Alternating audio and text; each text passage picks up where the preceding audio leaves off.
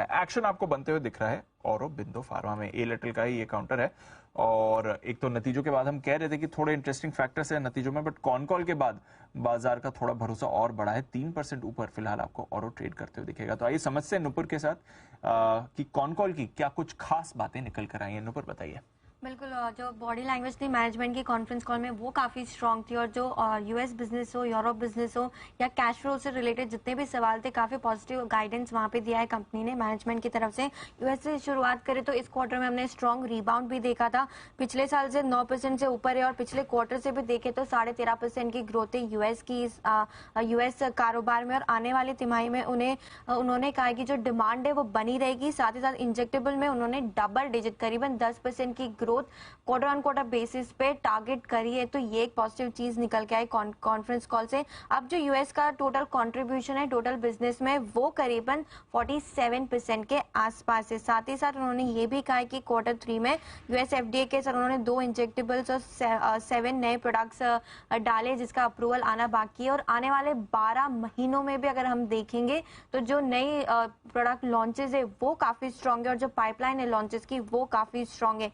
Europe में भी पिछले क्वार्टर में हमने देखा था कि कंसर्न्स थे डिप था, लेकिन इस क्वार्टर में वहां पे भी इम्प्रूवमेंट है। तो उन्होंने कहा कि यहाँ भी जो ग्रोथ है वो बनी रहेगी आने वाले क्वार्टर्स में।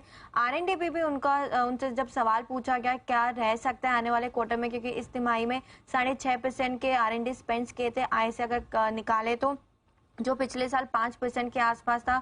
यहाँ पे उनका कहना है कि बायोसिमिलर्स के चलते आरएनडी स्पेंड्स में ग्रोथ, आरएनडी स्पेंड्स इस बार बढ़कर आए थे और 6 से 6.5% आने वाली तिमाही में रह सकते, जो उनका टारगेट है उसी दायरे में ये रहने वाले हैं आरएनडी स्पेंड्स भी। अब कैश फ्लो पे जब उनसे पूछा गया तो उन्होंने कहा कि कैश फ्लो भी FY24 से इम्प्रूव होते दिखेंगे क्योंकि कोई भी मेजर प्रोजेक्ट या केपेक्स नहीं है पाइपलाइन में। ऑलरेडी जो प्रोजेक्ट्स है वो मार्च 2024 कंप्लीट हो जाएंगे और जो कैश फ्लो जनरेशन है वो 2025 से स्टार्ट हो जाएगा। तो चाहे वो कैश फ्लो हो, यूएस बिजनेस हो, यूरोप बिजनेस हो, गाइडेंस काफी पॉजिटिव है। जी फॉर चेंज बड़ा स्ट्रॉन्ग गाइडेंस आता है। यूरोप फार्मा ही है ना एक्चुअली वही बात है दीप की, कई सारे स्टॉक्स ऐसे होते हैं जो सही वजह से नीचे आते हैं। और उसके बाद जब वो चीजें ठीक होने लगती है तो वहां पर वो गिरना बंद करते हैं। पेटीएम क्लासिकल केस आपने देखा, औरोबिंदो फार्मा भी ऐसा ही हो सकता है। एक क्वार्टर से जजमेंट नहीं लेना चाहिए, लेकिन ये क्वार्टर काफी कुछ कह रहा है। सो एटलीस्ट आप उसको बेनिफिट ऑफ डाउट ये तो दे सकते कि अब यहाँ से गिरना बंद करे, या फिर जो लोग इतने नुकसान में लेकर पहले से बैठे, आई एम श्योर लोगों के पास 800,000 रुपए कहाँ किस किस भाव का होगा, तो पैनिक में बेचे तो ना कम से कम। ठीक है, देखें एक आध क्वार्टर और जो मैनेजमेंट ने कहा वैसे ही परफॉर्म कर दे तो फिर भरोसा आ सकता है फिर स्टॉक में। सारी न्यू एज कंपनी में भी यही हाल है। आपको एक क्वार्टर में कभी किसी पे भरोसा करना भी नहीं चाहिए। एक क्वार्टर में सिर्फ इतना भरोसा करो कि भाई हम पहले मूड खराब था, मूड ना अच्छा है ना खराब है, न्यूट्रल हो जाए, है ना।